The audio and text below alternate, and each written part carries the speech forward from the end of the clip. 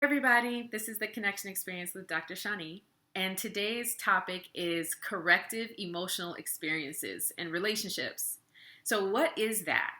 It is essentially relearning negative patterns and interactions between you and other people.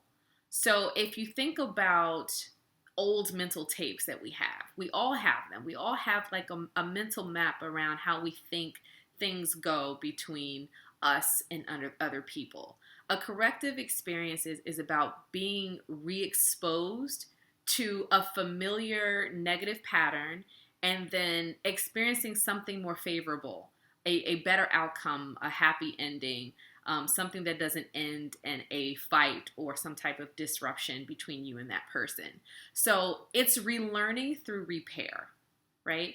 So our old tapes are probably more wired towards negative experiences because remember, we are designed for safety and survival.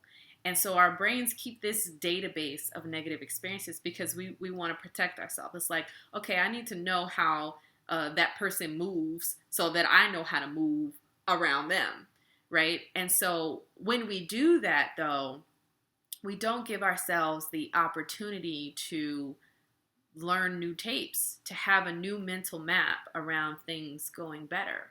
So, in order to have a corrective experience, knowing intellectually that everything doesn't have to go the same way is not enough.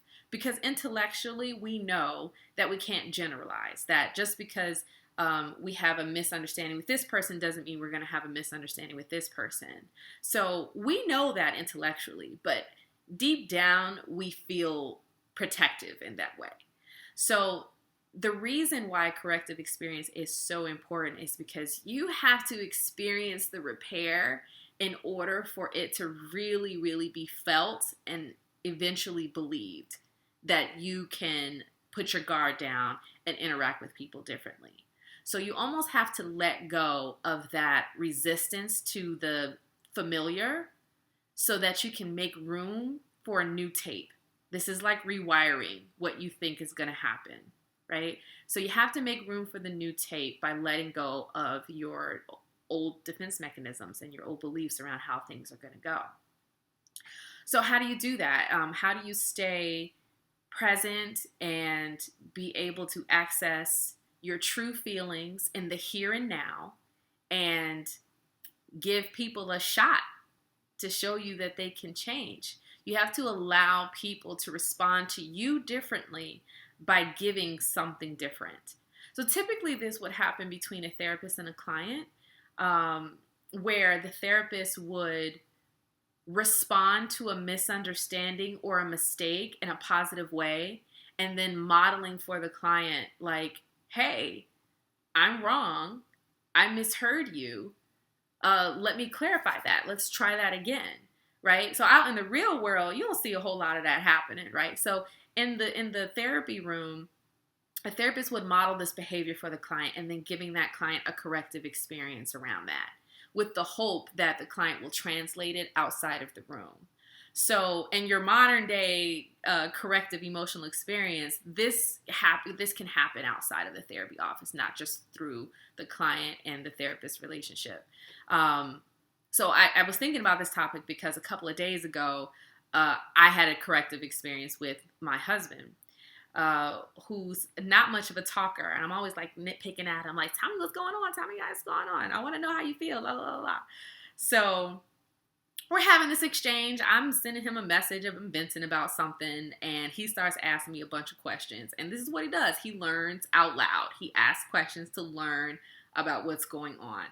I get annoyed with it because at that point, I'm not looking for anything to be fixed. I'm just talking. So I respond back. He's asking a million questions. I respond back, oh my God, the questions. And he responded and he said, hey, I want you to know how much it bothers me when you do that.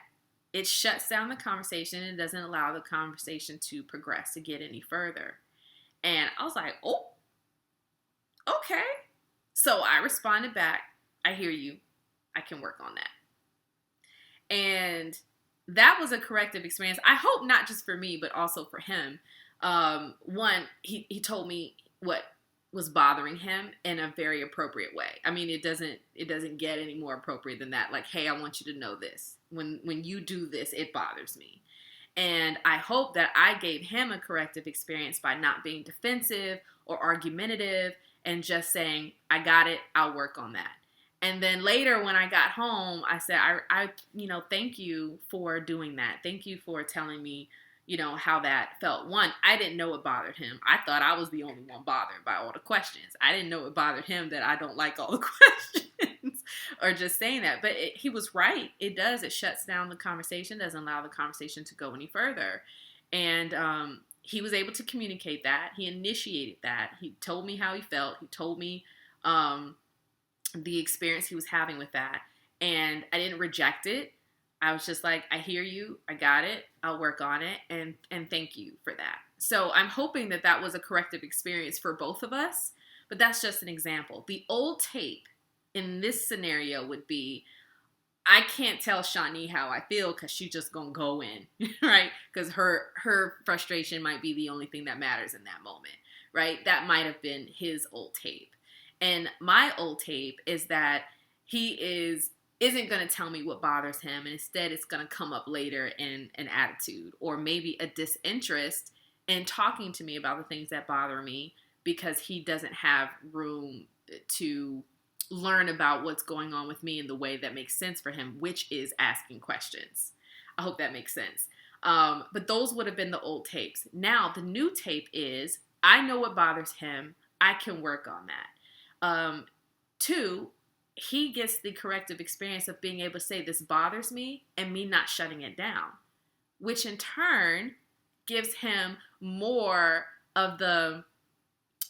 could be more of the encouragement to do it again the next time because it went well. If it had gone poorly, the old tape would have gotten reinforced that I can't tell her how I feel or how I'm experiencing her. So now he gets to see that saying something's bothering him isn't going to end in a fight because nobody wants to fight. That's what we're always avoiding, right? We don't want to fight. So we get to do this now without that tape being reinforced. So that's just a quick example of what better can look like. That is a repair moment. That is a corrective experience. And experiencing it is way more powerful than just intellectually telling yourself, hey, this doesn't have to go down this way. So you have to give up your old tape, allow a new tape to be established, allow people to respond to you differently to give you that corrective experience, and take a risk. Take a risk in trying something else out, trying something new. We all hear if you do it the same time over and over again and expect a different outcome, that's the definition of insanity, right? I don't think it's the definition of insanity. I think it's more of a symptom of us being having a lot of negative experiences with people and being very protective. So you do have to take a little bit of a risk to allow something else to happen. One last example is a really, really quick and dirty. Whenever I tell someone how I feel, I am judged or dismissed. That is an example of a negative tape that needs repair. A corrective experience would be taking a risk, telling someone how you feel, and that person offering understanding and validation. Now you have a new tape, a new belief that say, okay, maybe it's okay to take this risk. It doesn't have to go that way. And I like how that felt, right? Okay, I hope that makes sense. And if it doesn't, leave some questions in the comment section. You can follow me on Instagram at The Connection Experience and also subscribe to my YouTube channel. All right, this is Dr. Shani with The Connection Experience, and hope that was helpful.